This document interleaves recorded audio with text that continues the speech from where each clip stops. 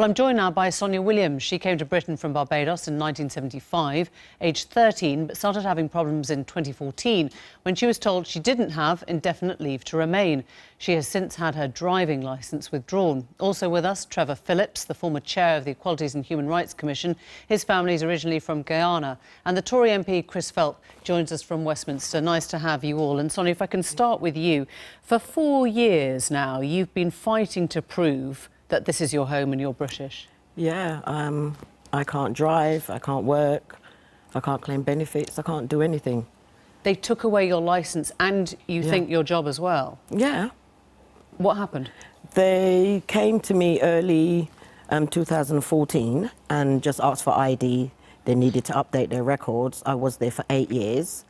And later the year, about 6 months later, they said, we don't need you anymore. We're making you redundant.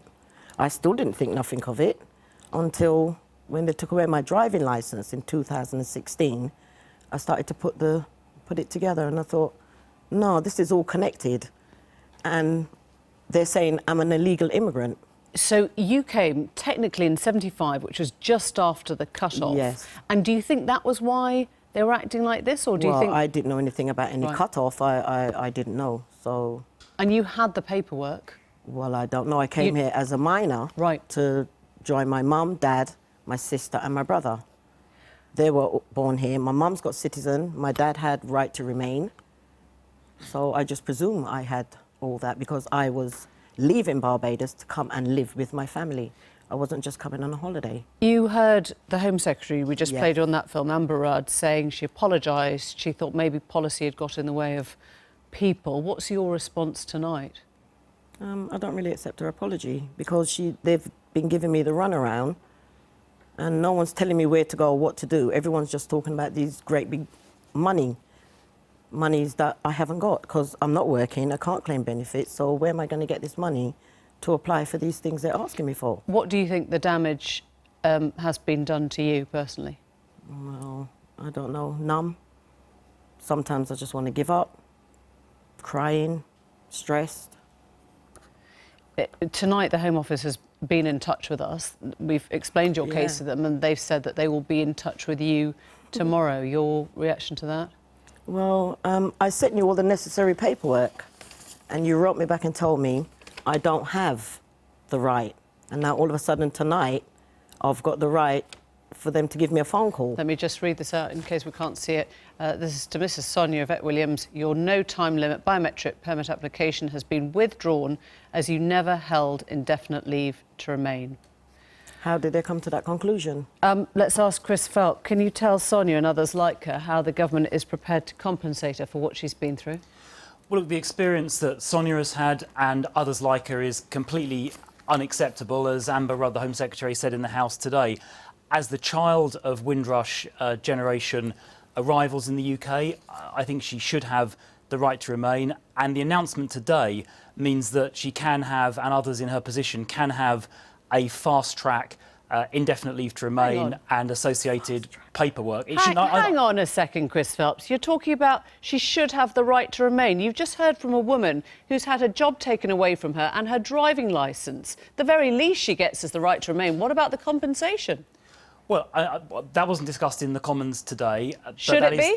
I think that's something that could be looked at, but the most important thing is to get these cases fixed really quickly. I had a case very similar to Sonia's, a lady called Emily who came here in the 1960s, and the problem is that proving the process that existed until today to prove that somebody in these circumstances is allowed to stay here and receive benefits and all the rest of it was unbelievably bureaucratic.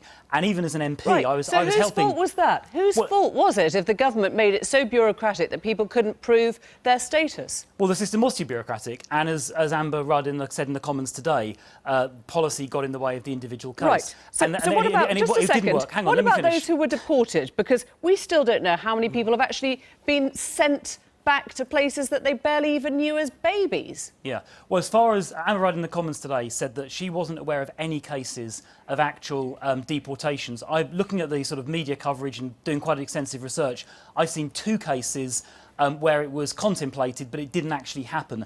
So as far as I'm aware, no deportation cases actually Right, took so place. because But you've to be looked honest, at two but hang on. cases that didn't happen, you're assuming that there wasn't deportation, or and what? hang on, and the Home Secretary has said that she's not aware of any either. But frankly, it shouldn't even have got to the stage where people were facing the threat of deportation, Right. because, as your piece said, often people have been here for 30, 40, 50 years. It shouldn't have got to that because No, it shouldn't. It shouldn't have got not to that, least no. because, as you well know, Commonwealth leaders and high commissioners told you this was happening 2 years ago. Why was it ignored? Well, again, looking at the timeline, I think it was really sort of strongly escalated 2 or 3 months ago. Clearly, the process When the hasn't Mail covered it, when the Clearly- Daily Mail covered it, rather than high commissioners making that point and the Guardian newspaper, but you respond to the Mail now, right? Well, look, I think we respond to parliamentary debate, as we did today. But look, I think everyone has acknowledged the system wasn't working properly. Sonia's case makes that point very clear. I've seen it in a single piece of constituency casework as well. The system wasn't working. As an MP, I am sorry for that. I'm sorry for the experience that Sonia had and other people have had. They shouldn't have lost jobs or had difficulty getting driving licence. It was wrong. Let me put this to... hang on, let me finish. And it has been fixed today. The time limit we're looking at is 2 weeks. There'll be no charge for it at all. So it wasn't working properly. I want to go but to from Trevor today onwards, Philips. it should be. Chris, thank you very much indeed. You were formerly head of the Commission for Racial Equality. Trevor Philips, what do you think went wrong here? I think what went wrong, what is still going wrong, is every bit of this gets more disreputable by the second. No minister will come on. They put on poor old Chris Philp to defend the indefensible. The Prime Minister talked about burning injustices. This one should be burning a hole through her conscience. Because what we've now got is a situation where, actually, if you get to go on Newsnight, then suddenly the Home Office calls you up. There are 50,000 people. They can't all get on Newsnight. And what has happened here is that actually the government was warned about this in 2014 by the Runnymede Trust and others that this was what was going to happen. They ignored it because small group of people, Caribbean people, were laid back. We won't make a fuss. We don't have to be paid attention Do you to. think that was old-fashioned racism at play? Was that... I don't want to get into accusations of racism because that then will take their focus away from what happened here. The government, Whitehall, thought that this was a group of people who really didn't matter. They don't vote for this government particularly. They are not significant, so we didn't need to pay attention to them.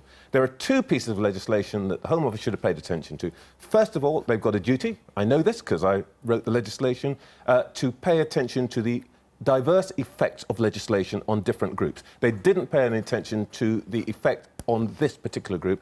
And by the way, the Human Rights Act says you should not be able to apply legislation retrospectively. And this is what the 2014 Act did. What would you now be advising Sonia and the thousands like her to do?